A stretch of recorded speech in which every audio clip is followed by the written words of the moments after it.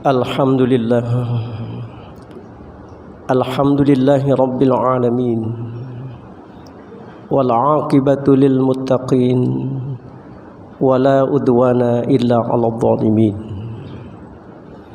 Asyhadu an la ilaha illallah wahdahu la syarikalah.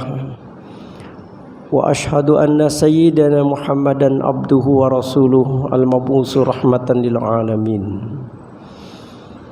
Allahumma salli wa sallim ala sayyidina wa habibina wa syafi'ina wa maulana Muhammadin wa ala alihi wa sahbihi ajma'in, amma ba'd. Faya ibadallah, usikum wa nafsi bitaqwallah faqad fazal muttaqun. Qala Allah ta'ala fi kitabihil karim wa huwa asdaqul qailin. A'udzu billahi minasy syaithanir rajim. Bismillahirrahmanirrahim. Ya ayyuhalladzina amanu taqullaha wal tanzur nafsum ma qaddamat lighad. Al-ayah sadaqallahul azim wa sadaqa rasuluhun nabiyul habibul karim wa nahnu ala dzalika minasy syahidin wasyakirin walhamdulillahi rabbil alamin. Hadirin ma'asyiral muslimin, sidang Jum'ah yang dimuliakan Allah Subhanahu wa taala. Ada nasihat yang disampaikan Rasulullah sallallahu alaihi wasallam sebagai bekal buat kita dalam rangka mengawali tahun 2022 ini.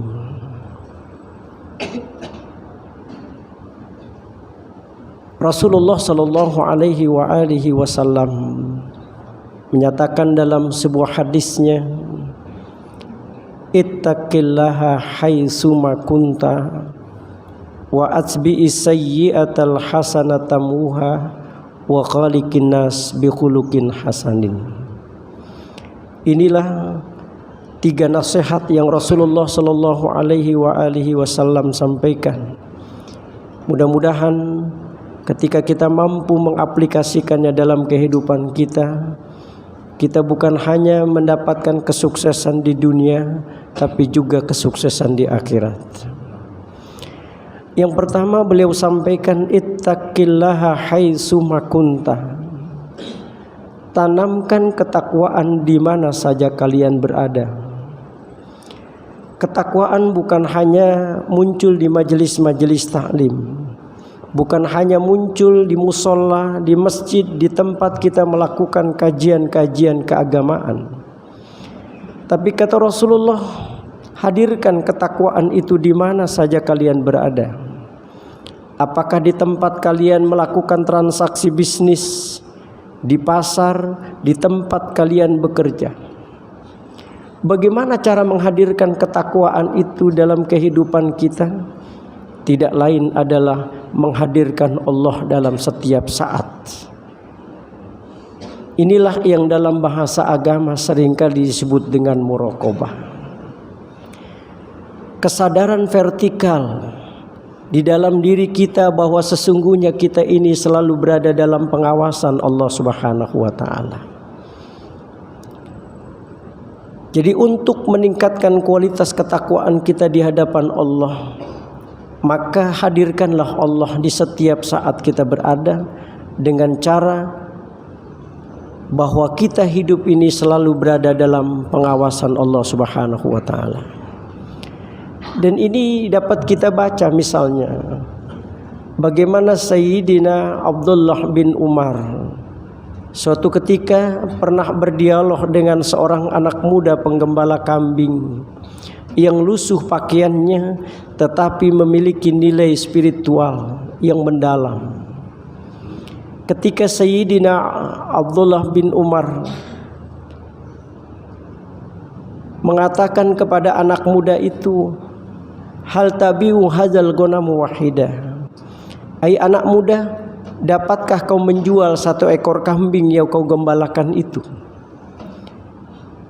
Aku berjanji bukan hanya uang hasil penjualan aku berikan, tetapi pun daging dari sembelihan hewan ini aku juga akan berikan buat engkau. Nah, ketika Sayyidina Abdullah bin Umar menawarkan ini kepada penggembala kambing yang lusuh pakaiannya, ini dia mengatakan, innaha laysat li. Sungguh ini bukan punya aku, Tuan. Kambing-kambing ini bukan milikku. Kambing-kambing ini adalah milik majikanku. Aku hanya seorang budak yang dipekerjakan untuk menggembalakan kambing-kambing ini. Yang punya hak untuk menjualnya adalah majikanku.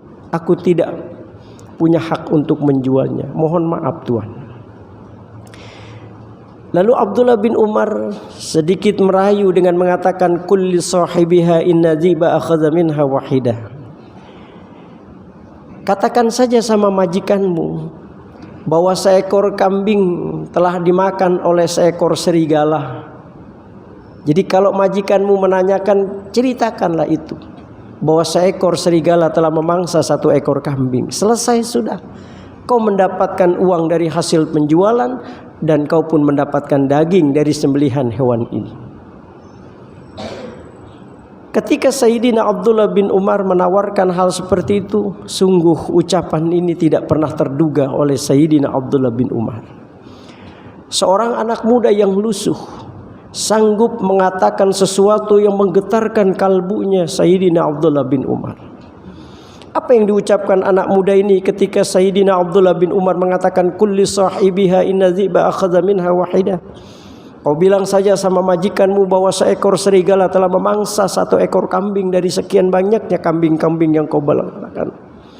Anak ini mengatakan, fa'ainallah, fa'ainallah, fa'ainallah. Kalau begitu di mana Allah, Tuhan? Di mana Allah? Di mana Allah? Boleh jadi majikan saya tidak mengetahui transaksi yang akan kita lakukan, tapi Allah Maha mengetahuinya. Boleh jadi saya lepas dari hukuman majikan saya, tapi sungguh saya tidak akan lepas dari Allah Subhanahu wa taala. Boleh jadi saya lepas dari hukuman dunia, tapi saya tidak akan lepas dari hukuman akhirat. Inilah contoh dari sebuah ketakwaan, di mana ada sebuah kesadaran vertikal di dalam diri seorang hamba, di mana dirinya merasa diawasi oleh Allah Subhanahu wa taala, sehingga kemudian melahirkan kehati-hatian dalam menjalani hidup. Maka kalau ini sudah menjadi landasan dasar dalam kehidupan kita, di mana kita merasa hidup kita berada dalam pengawasan Allah, insya Allah kita akan terhindar dari perbuatan-perbuatan dosa dan maksiat. Inilah pesan Rasulullah yang pertama. Yang kedua, wa asbi'i sayyi'atal hasanatamuha. Iringilah perbuatan dosa dengan perbuatan baik, insya Allah akan terhapus. Kita sadar betul bahwa tidak ada satupun di antara kita yang tidak lepas dari dosa. Semua kita pasti berpotensi untuk melakukan perbuatan dosa. Dan ini sudah dikatakan oleh Rasulullah sallallahu alaihi wasallam, kata Rasulullah, kullu bani Adam khata'un. Setiap bani Adam, setiap manusia berpotensi untuk melakukan dosa dan kesalahan. Tapi wa khairul khata'in at-tawwabun. Sebaik-baik mereka yang pendosa, sebaik-baik mereka yang melakukan perbuatan dosa adalah mereka orang-orang yang selalu bertobat kepada Allah Subhanahu wa taala. Maka dalam Islam sesungguhnya orang yang terbaik bukan berarti orang itu tidak punya dosa dan kesalahan. Dalam konsep Islam, orang yang terbaik sesungguhnya adalah sebagaimana Allah katakan di dalam surah Ali Imran ayat 135.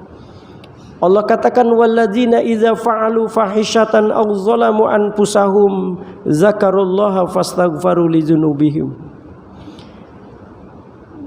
Allah katakan bahwa orang yang terbaik itu walladzina idza fa'alu fahisha, dan orang-orang yang apabila melakukan perbuatan keji, au zalamu anfusahum, atau zalim terhadap diri mereka sendiri, zakarullah, lalu mereka kemudian ingat kepada Allah, fastaghfaru lidzunubihim, lalu kemudian memohonkan ampunan kepada Allah. Jadi setiap kali kita berdosa, setiap kali kita berbuat aniaya, setiap kali kita zalim terhadap diri kita sendiri, maka lakukanlah istighfar kita di hadapan Allah. Inilah maksud nasihat Rasulullah, wa atsbi'is sayyi'atal hasanata muhah. Iringi perbuatan jahatmu dengan perbuatan baik. Manakala kita berdosa, kita istighfar kepada Allah Subhanahu wa taala. Itulah yang diajarkan Rasulullah sallallahu alaihi wasallam. Bagaimana Rasulullah sallallahu alaihi wasallam dalam sebuah hadisnya beliau mengatakan, wallahi inni la astaghfirullah wa atubu ilaihi fil yaum aksar min 70 marrah au kama qala 100 marrah.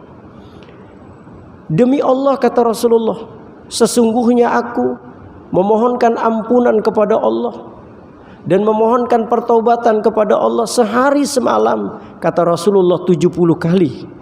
Dan dalam hadis yang lain Rasulullah mengatakan 100 kali Rasul mengistighfarkan dirinya di hadapan Allah. Padahal kita tahu Rasulullah adalah manusia mulia, manusia yang sudah dijamin seluruh dosa-dosanya diampuni oleh Allah Subhanahu wa taala. Tapi Rasulullah mengajarkan kepada kita untuk senantiasa beristighfar di hadapan Allah Subhanahu wa taala. Wa asbi'i sayyi'atal hasanata muha. Iringi perbuatan jahat kita dengan perbuatan baik, maka insya Allah akan terhapus. Ini pesan Rasulullah yang kedua. Yang ketiga, wa khaliqin nas bi khuluqin hasanin. Bergaulah kalian dengan pergaulan yang baik. Kita hidup di negara Indonesia dengan berbagai macam manusia, heterogen sekali kita rasakan dalam kehidupan ini. Kalau kita ingin membangun masyarakat kita menjadi masyarakat yang Rasulullah pernah ajarkan kepada kita di Madinah, menjadi masyarakat yang baldatun thayyibatun rabbun ghafur, maka lihatlah bagaimana Rasulullah membangun masyarakat itu. Rasulullah tidak pernah membeda-bedakan suku. Rasulullah tidak pernah membeda-bedakan bahasa. Semuanya dilayani oleh Rasulullah sallallahu alaihi wasallam.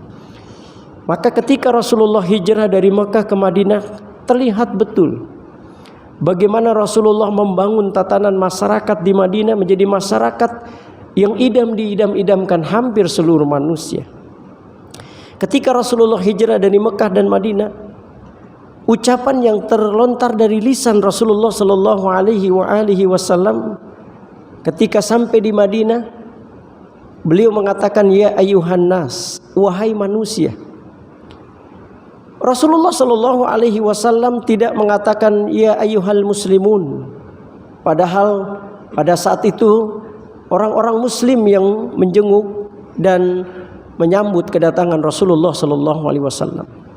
Tapi Rasulullah sadar dalam masyarakat Madinah bukan hanya orang Islam pada saat itu. Ada orang Yahudi, ada orang Nasrani, ada orang Majusi. Maka Rasulullah sallallahu alaihi wasallam memanggil mereka dengan ucapan ya ayyuhan nas, wahai manusia. Siapa yang merasa manusia terpanggil dengan panggilan Rasulullah sallallahu alaihi wasallam, apa yang Rasulullah sampaikan? Afsus salam, tebarkan kedamaian.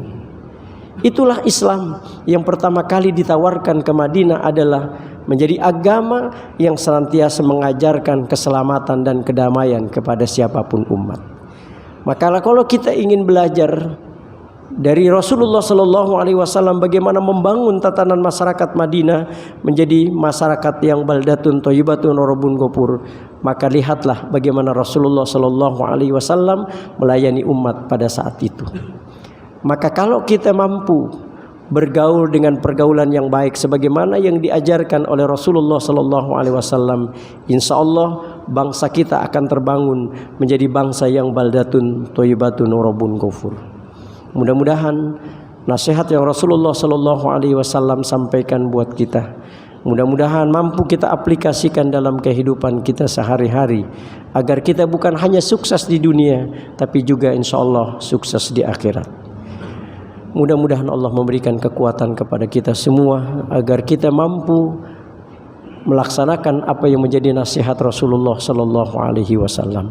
Barakallahu li wa lakum fil Qur'anil azim wa nafa'ani wa iyyakum bima fihi minal ayati wa zikril hakim. Aqulu qawli hadza wastaghfirullaha li wa lakum wa lisairil muslimina wal muslimat fastaghfiru innahu huwal ghafurur rahim.